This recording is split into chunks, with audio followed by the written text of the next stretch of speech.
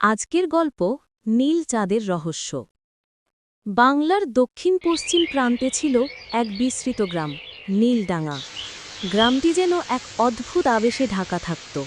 আশেপাশের মানুষরা বলতো এই গ্রামে পূর্ণিমার রাতে নাকি চাঁদ নীল হয়ে যায়।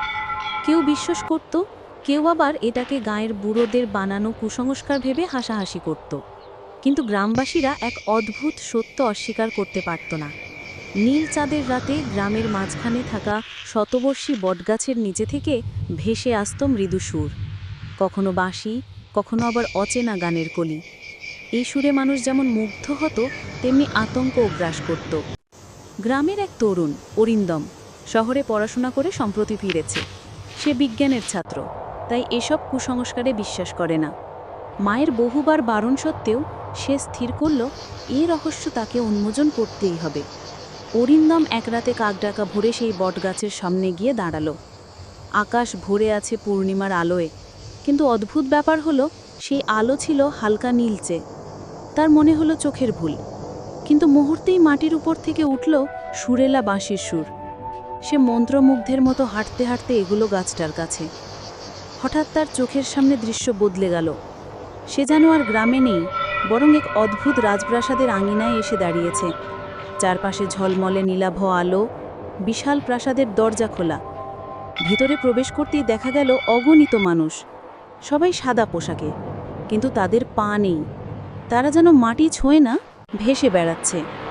তাদের মুখে ছিল অপার্থিব হাসি। কেউ বাঁশি বাজাচ্ছে, কেউ আবার গাইছে। অরিন্দম ভয়ে কাঁপলেও সাহস জোগাড় করে সামনে এগোলো। সবার মাঝখানে দাঁড়িয়ে আছেন এক যুবতী। গায়ের রং স্বচ্ছ নীলাভ, লম্বা চুল কাঁধ ছুঁয়ে পড়েছে, চোখ দুটি যেন আকাশের তারা। তিনি বললেন, অরিন্দম, তুমি এসেছো অবশেষে, অনেক দিন অপেক্ষা করছিলাম। অরিন্দম বিস্ময়ে জিজ্ঞেস করল, আপনি কে? এখানে কি হচ্ছে? যুবতী শান্ত গলায় বললেন, আমি নীলা। বহু শতাব্দী আগেই এই ভূমি ছিল এক সমৃদ্ধ রাজ্য। আমিই সেই রাজ্যের রাজকন্যা। কিন্তু বিশ্বাসঘাতকতার ফলে আমাদের রাজ্য ধ্বংস হয়, আমাদের আত্মারা মুক্তি পায়নি। প্রতিটি পূর্ণিমায় আমরা নীল চাঁদের আলোয় আবার ফিরে আসি। অরিন্দম হতবাক। কিন্তু আপনি আমাকে কেন ডেকেছেন? নীলা দীর্ঘশ্বাস ফেলে বলল, কারণ তুমি একমাত্র যে বিশ্বাস করতে সাহস দেখিয়েছ। তুমিই আমাদের মুক্তির চাবিকাঠি। তারপর সে জানালো, রাজ্যের গোপন ধনভাণ্ডার এখনও বটগাছের নিচে চাপা আছে। সেখানে এক অলৌকিক রত্ন আছে, নীলমণি। সেটি ভাঙলেই রাজ্যের অভিশাপ মুক্ত হবে, আত্মারা শান্তি পাবে। কিন্তু নীলমণি রক্ষা করছে এক ভয়ঙ্কর প্রেতরক্ষক, যাকে অমানুষী শক্তি দিয়ে তৈরি করা হয়েছে।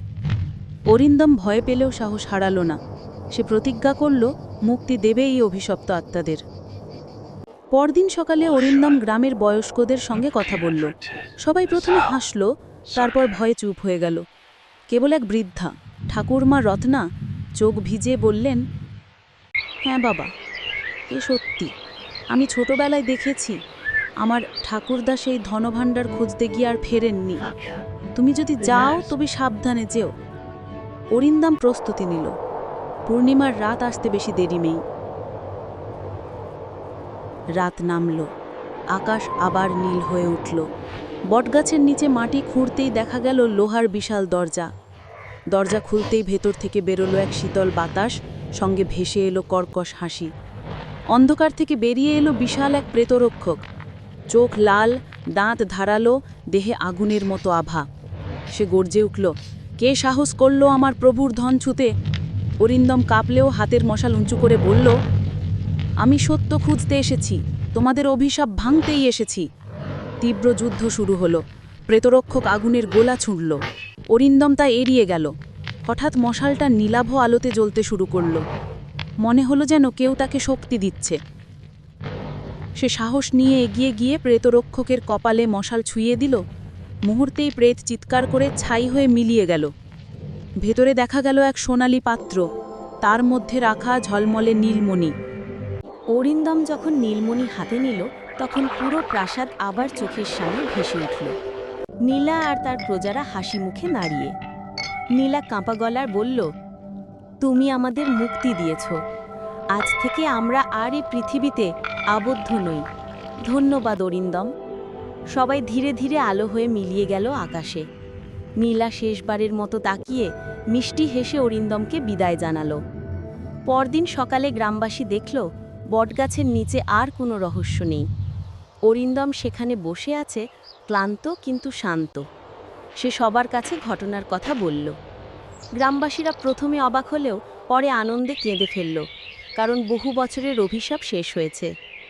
সেদিন থেকে নীলডাঙ্গা গ্রামে আর কোনো পূর্ণিমায় নীল চাঁদ দেখা যায়নি, সুরেলা বাঁশিও শোনা যায় না। তবে আজও লোকেরা বলে, যেদিন আকাশে হালকা নীল আভা দেখা যায়, সেদিন নীলা রাজকন্যা আকাশ থেকে হাসি মুখে গ্রামের দিকে তাকিয়ে থাকেন। অরিন্দম গ্রামে থেকে গেল। তার জীবন হয়ে উঠল কুসংস্কার ভাঙা আর সত্য খোঁজার এক নতুন অধ্যায়।